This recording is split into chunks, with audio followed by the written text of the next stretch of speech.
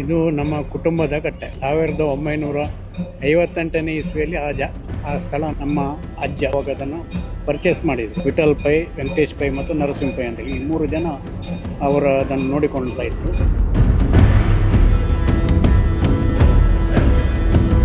ಬಹುಶಃ ಯಾವುದೋ ಮೂಲ ಜೈನರ ಕೈಯಲ್ಲಿದ್ದ ಕಾಣ್ತಾರೆ. ನಾವು ಚಿಕ್ಕದಿರುವಾಗ ಇಲ್ಲಿ ಹಲವಾರು ಮಾವಿನ ಮರಗಳಿತ್ತು. ಈ ಹಣ್ಣು ಹಂಪಲಿಂದಲೇ ಇಡೀ ಕಟ್ಟೆ ಚೆಂದ ಆಗ್ತಿತ್ತು. ಒಂದಿನ ನಾವು ಈ ಕಟ್ಟೆಯನ್ನು ರಿಪೇರಿ ಮಾಡ್ಲಿಕ್ಕೆ ಹೊರಡಬೇಕಿದ್ರೆ ಒಬ್ಬ ಜೀವಂತ ನಾಗನ ಪ್ರತ್ಯಕ್ಷ ಆಗಿ ನಮಗೆ ಹುಟ್ಟು ಪಿಕ್ಕಾಸು ಹಾಕಲಿಕ್ಕೆ ಬಿಡಲಿಲ್ಲ. ಅರ್ಥಾತ್ ಈ ಕಟ್ಟೆ ಅಷ್ಟು ಒಂದು ಪವರ್ಫುಲ್ ಮತ್ತು ಒಂದು ನಾಗನ ಸಾನ್ನಿಧ್ಯ ಇರುವಂಥ ಕಟ್ಟೆ ಇತ್ತು. 1962ನೇ ಇಸ್ವಿಯ ಆ ಹೊತ್ತಿಗೆ ಅಲ್ಲಿ ಜನಸಂಚಾರವೇ ಇರಲಿಲ್ಲ. ಕಟ್ಟೆಯ ಸುತ್ತಲೂ 4 ಕುಂದಗಳುಂಟು. ಆ ಕುಂದದ ಮೇಲೆ ಗ್ಯಾಸ್ ಲೈಟ್ ಇಡುವುದಿತ್ತು ಬೆಳಕಿಗೆ. ಸುಮಾರು ಒಂದು 70ರಿಂದ 70 ಹೆಣ್ಣು ಕೈಗಳಲ್ಲಿ ಬರ್ತದೆ. ಆ ಕಟ್ಟೆಯಲ್ಲಿ ಈಗಲೂ ಅದನ್ನು ಹಾಗೆ ನಾವು ಮೇಂಟೈನ್ ಮಾಡಿಕೊಂಡು ಬಂದಿದ್ದೇವೆ. ಈ ಸಂಜೀವ ಅಂತೇಳಿ ಸುಮಾರು ಒಂದು 50 ವರ್ಷದಿಂದ 57ರಲ್ಲಿ ಇದ್ದೇನೆ. ಹೌದು, ಇಲ್ಲಿಂದ ಇಲ್ಲಿ ಅದೆಲ್ಲ ಉಸ್ತುವಾರಿಯನ್ನು ನೋಡ್ಕೊಳ್ತಾರೆ. ನಮಸ್ಕಾರ ವೀಕ್ಷಕರೇ, ಪುತ್ತೂರು ಮಹತೋಬಾರ ಮಹಾಲಿಂಗೇಶ್ವರ ದೇವರ ಜಾತ್ರೋತ್ಸವದಲ್ಲಿ ಇವತ್ತು 6ನೇ ದಿನದ ಪೇಟೆ ಸವಾರಿ. ಮಹಾಲಿಂಗೇಶ್ವರ ದೇವರು ಇವತ್ತು ಬನ್ನೂರು ಭಾಗದಲ್ಲಿ ಪೇಟೆ ಸವಾರಿಯನ್ನು ಮಾಡ್ತಾ ಇದ್ದಾರೆ. ಚಿಕ್ಕ ಪುತ್ತೂರಿನಲ್ಲಿರುವಂತಹ ವಿಶೇಷವಾಗಿರುವಂತಹ ಕಟ್ಟೆಗೆ ನಾವು ಬಂದಿರುವಂಥದ್ದು. ಈ ಕಟ್ಟೆ ಸುಮಾರು 75 ವರ್ಷಗಳಿಂದಲೂ ಅಧಿಕ ಕಾಲದಿಂದ ಭಕ್ತರಿಂದ ಸೇವೆಯನ್ನು ಪಡ್ಕೊಳ್ತಾ ಬರ್ತಾ ಇದೆ. ಪ್ರತಿನಿತ್ಯ ಕೂಡ ಗರ್ಭಗುಡಿಯಲ್ಲಿ ಶ್ರೀದೇವರ ಮುಂದೆ ಇಷ್ಟಾರ್ಥವನ್ನು ಬೇಡಿಕೊಳ್ತಾ ಇದ್ರು. ಆದರೆ ಈಗ ನಮ್ಮದೇ ಊರಿನಲ್ಲಿರುವಂಥ ನಮ್ಮದೇ ಕಟ್ಟೆಗೆ ಶ್ರೀದೇವರು ಬರ್ತಾ ಇದ್ದಾರೆ ಅನ್ನುವಂಥ ಖುಷಿಯಲ್ಲೇ ಭಕ್ತರೆಲ್ಲ ಮಹಾಲಿಂಗೇಶ್ವರ ದೇವರನ್ನ ಬರಮಾಡಿಕೊಳ್ಳೋದಕ್ಕೆ ಕಾಯ್ತಾ ಇದ್ದಾರೆ. ಈ ಕಟ್ಟೆಯ ವಿಶೇಷತೆಯ ಬಗ್ಗೆ ಕೇಳಬೇಕು. ಅದರ ಜೊತೆಗೆ ಈ ಕಟ್ಟೆ ಹಳೆ ಕಾಲದ ಒಂದು ಚಿತ್ರಣದಲ್ಲಿಯೇ ಇರುವಂಥದ್ದು. ಬದಲಾವಣೆಗಳನ್ನ ಕಂಡಿಲ್ಲ ಅನ್ನುವಂಥದ್ದು, ಸ್ವಲ್ಪ ಮಟ್ಟಿನ ಬದಲಾವಣೆಗಳನ್ನ ಕಂಡಿದೆ. ಯಾಕೆ ಅನ್ನುವಂಥ ಪ್ರಶ್ನೆ ಕೂಡ ತುಂಬಾ ಜನರಲ್ಲಿ ಇರ್ಬೋದು. ಈ ವಿಚಾರಗಳನ್ನ ಕೂಡ ಮಾತನಾಡಬೇಕು. ಅದರ ಜೊತೆಗೇನೆ ಈ ಭಾಗದ ಜನರ ಸಂಭ್ರಮ ಯಾವ ರೀತಿಯಾಗಿದೆ, ಕಟ್ಟೆ ಪೂಜೆಯನ್ನ ದೇವರಿಗೆ ಸಮರ್ಪಿಸೋದಕ್ಕಾಗಿ ಎಷ್ಟು ಉತ್ಸುಕರಾಗಿದ್ದಾರೆ, ಅದರ ಜೊತೆಗೇನೆ ಈ ಒಂದು ಕಟ್ಟೆಯ ರೂವಾರಿಗಳು ಯಾರಿದ್ದಾರೋ ಅವರ ಜೊತೆ ಕೂಡ ಮಾತಾಡ್ಸೋಣ ಬನ್ನಿ. ಚಿಕ್ಕ ಪುತ್ತೂರಿನ ಈ ಕಟ್ಟೆಯಲ್ಲಿ ಪೂಜೆಯನ್ನ ಹಲವಾರು ವರ್ಷಗಳಿಂದ ಮಾಡ್ಕೊಂಡು ಬರ್ತಾ ಇದ್ದಾರೆ ಉದ್ಯಮಿಗಳಾಗಿರುವಂತಹ ವಾಮನ ಪೈ ಸರ್ ಇದ್ದಾರೆ. ಮಾತಾಡ್ಸೋಣ. ನಮಸ್ತೆ ಸರ್. ನಮಸ್ತೆ. ಕಟ್ಟೆ ಪೂಜೆಗೆ ಎಲ್ಲ ತಯಾರಿಯನ್ನ ಮಾಡ್ಕೊಂಡಿದ್ದೀರಾ, ಮಹಾಲಿಂಗೇಶ್ವರನ ಆಗಮನಕ್ಕೆ ಕಾಯ್ತಾ ಇದ್ದೀರಾ ಸರ್. ನೀವು ಬಾಲ್ಯದಿಂದಲೂ ಈ ಒಂದು ಕಟ್ಟೆ ಪೂಜೆ ಆಗೋದನ್ನ ನೋಡಿದ್ದೀರಾ. ಆಗಿನ ಕಾಲಕ್ಕೂ ಈಗಿನ ಕಾಲಕ್ಕೂ ಬದಲಾವಣೆಯ ಹೆಜ್ಜೆಯನ್ನ ಹೇಳೋದಾದ್ರೆ ಸರ್. ನಾವು ಚಿಕ್ಕಂದಿನಲ್ಲಿ ಇಲ್ಲಿ ಬರ್ತಾ ಇದ್ದೆವು. ಬರಬೇಕಿದ್ರೆ ಈ ಕಟ್ಟೆ ಬರೀ ಒಂದು ಮುಳಿಯ ಮಾಡಿನ ಕಟ್ಟೆ ಇತ್ತು. ಈ ಕಟ್ಟೆಯಲ್ಲಿ ನಮಗೆ ಅದಕ್ಕೆ ಮೊದಲು ಮಾಡೇ ಇರಲಿಲ್ಲ. ಆ ಟೈಮ್ನಲ್ಲಿ ನಾವಿಲ್ಲಿ ಬರುವಾಗ ಒಂದು 10-30 ಜನ ಸೇರ್ತಿದ್ರು ಕಟ್ಟೆ ಪೂಜೆಗೆ. ಇಲ್ಲಿ ಮನೆಗಳು ಯಾವುದೂ ಇರಲಿಲ್ಲ. ನಮ್ಮ ಇದೇ ಜಾಗದಲ್ಲಿ ಕಟ್ಟೆ ಇತ್ತು. 58ನೇ ಇಸ್ವಿಯಲ್ಲಿ 1958ನೇ ಇಸ್ವಿಯಲ್ಲಿ ಅದಕ್ಕೆ ಮೊದಲು ತಗೊಂಡ ಕಟ್ಟೆ ಮೊದಲಿಂದ ಇದ್ದದ್ದು ಇಲ್ಲಿ ಕಟ್ಟೆ ಪೂಜೆ ಈ ಕಟ್ಟೆಯಲ್ಲಿ ಇತ್ತು. ಬಹುಶಃ ಯಾವುದೋ ಮೂಲ ಜೈನರ ಕೈಯಲ್ಲಿದ್ದ ಕಾಣ್ತಾರೆ ಅದು. ಹಾಗೆ ಪ್ರಶ್ನೆ ಹಾಗೆ ಬಂದಿತ್ತು ನಮಗೆ. ಆ ಕಟ್ಟೆ ನಾವೆಲ್ಲ ಸೇರಿಕೊಂಡು ನಮಗೆ ಭಾಳ ನಾವು ಉತ್ಸಾಹದಲ್ಲಿ ಪ್ರತಿ ವರ್ಷ ಮಾಡ್ತಿದ್ದೆ. ನಾವು ಚಿಕ್ಕದಿರುವಾಗ ಇಲ್ಲಿ ನಮ್ಮ ಈ ಜಾಗೆಯಲ್ಲಿ ಹಲವಾರು ಮಾವಿನ ಮರಗಳಿತ್ತು. ಈ ಇಡೀ ಕಟ್ಟೆಗೆ ಸುತ್ತಿಗೆ ತೋತಾಪುರ ಮಾವಿನಕಾಯಿ, ಬೇರೆ ಬೇರೆ ಮಾವಿನಕಾಯಿ, ಗೇರು ಹಣ್ಣು ಎಲ್ಲ ಚೆಂದ ಮಾಡಿ ಹಾಕಿ ಸಿಂಗಾರಣ ಮಾಡ್ತಿತ್ತು. ಹೂವೆಲ್ಲ ಆಗ ಕಮ್ಮಿ ಇತ್ತು. ಆಗ ಹೂ ಸರಿಯಾಗಿ ಸಿಗ್ತಿರ್ಲಿಲ್ಲ. ಈ ಹಣ್ಣು ಹಂಪಲಿಂದಲೇ ಇಡೀ ಕಟ್ಟೆ ಚೆಂದ ಆಗ್ತಿತ್ತು. ಮತ್ತು ಒಂದಿನ ನಾವು ಈ ಕಟ್ಟೆಯನ್ನು ರಿಪೇರಿ ಮಾಡಲಿಕ್ಕೆ ಹೊರಡಬೇಕಿದ್ರೆ ಒಬ್ಬ ಜೀವಂತ ನಾಗನ ಪ್ರತ್ಯಕ್ಷ ಆಗಿ ನಮಗೆ ಹುಟ್ಟು ಪಿಕ್ಕಾಸು ಹಾಕಲಿಕ್ಕೆ ಬಿಡಲಿಲ್ಲ ಕಟ್ಟೆಯನ್ನು. ನಾವು ಅದನ್ನು ಕಟ್ಟೆ ಚೆಂದ ಮಾಡಲಿಕ್ಕೆ ಹೊರಟಿದ್ದು. ಮತ್ತು ನಾವು ದೇವರ ಪ್ರಾರ್ಥನೆ ಮಾಡಿ ಈ ಹಂಚು ಮತ್ತು ಈ ಮಾಡನ್ನು ನಾವು ಪರ್ಮಿಷನ್ ತಗೊಂಡು ಮಾಡಿದ್ದು. ಅರ್ಥಾತ್ ಈ ಕಟ್ಟೆ ಅಷ್ಟು ಒಂದು ಪವರ್ಫುಲ್ ಮತ್ತು ಒಂದು ನಾಗನ ಸಾನ್ನಿಧ್ಯ ಇರುವಂಥ ಕಟ್ಟೆ ಇತ್ತು. ಒಳಗೆ ನಾವು ಅದಕ್ಕೆ ಪ್ಲಾಸ್ಟರಿಂಗ್ ಮಾಡಲಿಲ್ಲ, ಸಿಮೆಂಟ್ನೆಲ್ಲ ಹಾಕಲಿಲ್ಲ. ಅದು ಮಣ್ಣಿನ ನೆಲವೇ ಇದೆ. ಪ್ರತಿ ವರ್ಷ ಹುತ್ತ ಬರ್ತದೆ ಹೆಚ್ಚಾಗಿ ಇಲ್ಲಿ. ಹುತ್ತ, ನಾಗನ ಹುತ್ತ ಹೇಳ್ತೇವಲ್ಲ, ಅದು ಇರ್ತದೆ. ಇತ್ತೀಚೆಗೆ ಈ ಸೆಕೆಂದಾಗಿ ಬಹುಶಃ ಇಲ್ಲ ಅಂತ ಕಾಣ್ತಿದ್ದೆ ಇತ್ತೀಚೆಗೆ. ಇದು ನಮ್ಮ ಅನುಭವ. ಮತ್ತು ಇಲ್ಲಿ ಈಗ ಸುತ್ತಮುತ್ತಲ ಇಲ್ಲಿರೋ ಮನೆಯವರೆಲ್ಲ ಬಂದು ಸೇರಿ ಎಲ್ರಿಗೂ ಒಂದು ಹಬ್ಬದ ವಾತಾವರಣ ಇಲ್ಲಿ. ಪ್ರತಿಯೊಂದು ಸುಮಾರು ಒಂದು 70ರಿಂದ 70 ಹಣ್ಣು ಕಾಯಿಗಳಲ್ಲಿ ಬರ್ತದೆ.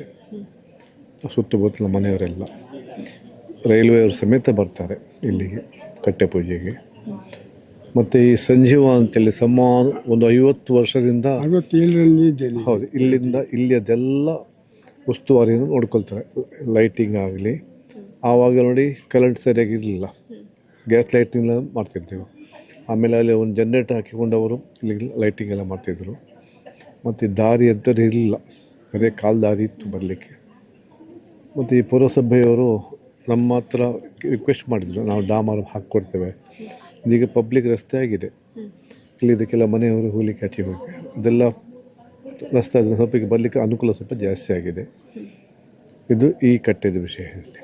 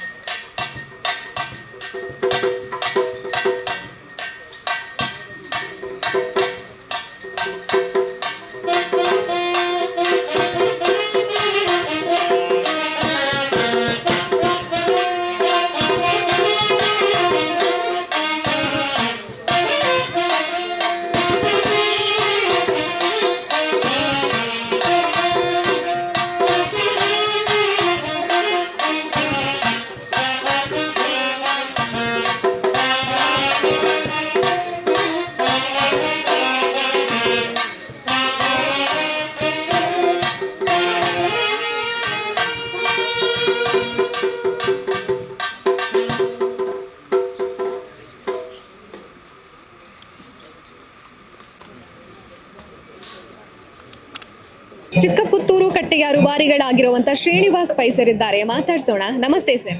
ನಮಸ್ತೆ. ಈ ಒಂದು ಕಟ್ಟೆಯ ವಿಶೇಷತೆಯ ಬಗ್ಗೆ, ಹಾಗೆ ಎಷ್ಟು ವರ್ಷಗಳಿಂದ ಮಹಾಲಿಂಗೇಶ್ವರ ದೇವರು ಈ ಕಟ್ಟೆಯಲ್ಲಿ ಪೂಜೆಯನ್ನು ಪಡಿತಾ ಇದ್ದಾರೆ? ಇದು ನಮ್ಮ ಕುಟುಂಬದ ಕಟ್ಟೆ.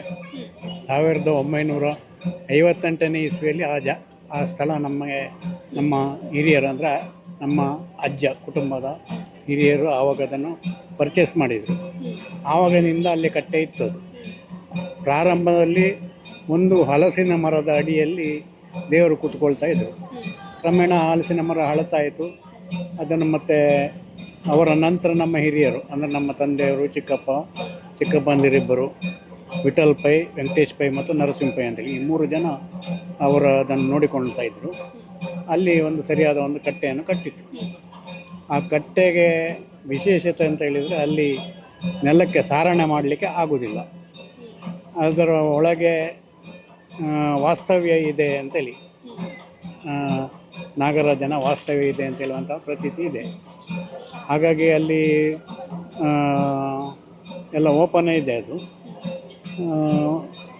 ಕಾಂಕ್ರೀಟ್ ಹಾಕಲಿಕ್ಕೆ ಆಗೋದಿಲ್ಲ, ಖಾಲಿ ಮಾತ್ರ ಮಾಡಿ ಇವತ್ತಿಗೂ ಹಾಗೇ ಇದೆ. ಅದು ವರ್ಷ ನಾವು ಅದನ್ನು ಕ್ಲೀನ್ ಮಾಡಿ ಅದಕ್ಕೆ ಸಗಣಿ ಸಾರಿಸಿ ಇವತ್ತಿನ ದಿವಸಕ್ಕೆ ಅದನ್ನು ಸರಿ ಮಾಡಿ ಕೊಡ್ತೇವೆ. ಮತ್ತು ಅದು ಓಪನೇ ಇರ್ತದೆ.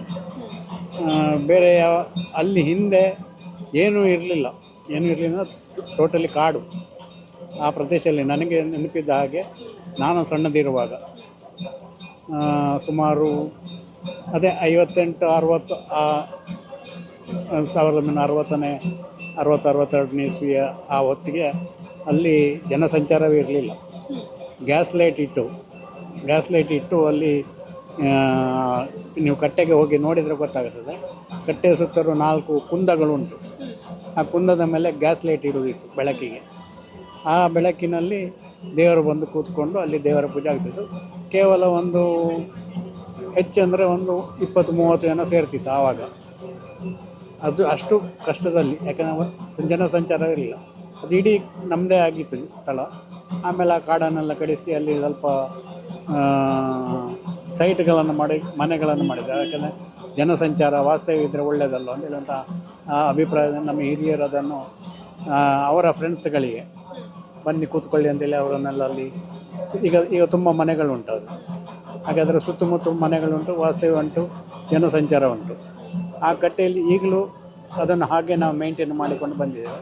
ನಮ್ಮ ಕುಟುಂಬದ ಹಿರಿಯನಾಗಿ ನಾನು ಅದನ್ನು ಮಾಡ್ತಾಯಿದ್ದೇನೆ. ವಿಠಲ್ ಪೈಗಳ ಮಗ ನಾನು, ನನ್ನ ತಮ್ಮ ಇದ್ದಾನೆ. ಹಾಗೆ ವೆಂಕಟೇಶ್ ಪೈಗಳ ಮಕ್ಕಳು, ಅವರು ಒಂದು 4 ಜನ ಇದ್ದಾರೆ.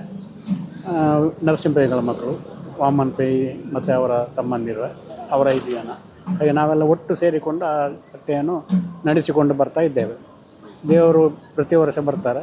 ಅದನ್ನು ನಮ್ಮಿಂದ ಆದಷ್ಟು ಮಟ್ಟಿನಲ್ಲಿ ಅತಿ ಉತ್ತಮ ರೀತಿಯಲ್ಲಿ ನಾವು ಮಾಡ್ತೇವೆ. ಅದಕ್ಕೆ ಬೇಕಾದಂಥ ಈಗ ಎಲ್ಲ ಜನಸಂಚಾರ ಸಹ ತುಂಬ ಬರ್ತಾ ಇದೆ. ದೇವರು ಒಟ್ಟಿಗೆ ಜನರು ಬರೋದು ಸಹ ತುಂಬ ಜಾಸ್ತಿ ಆಗಿದೆ. ನಮಗೂ ಸಹ ಖುಷಿ ಇದೆ.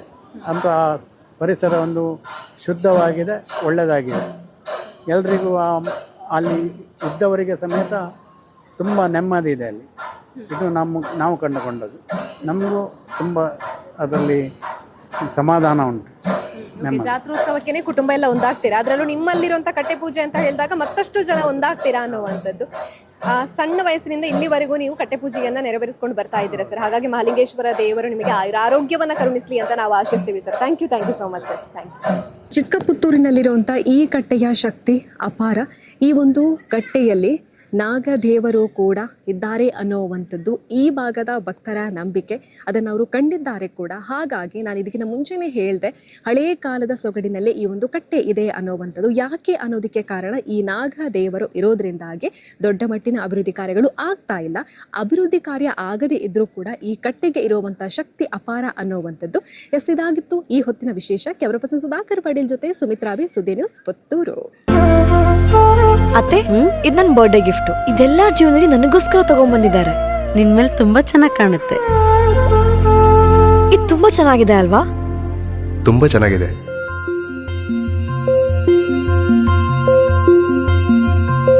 It will look really good on you. Amma? Mother is always son's first love.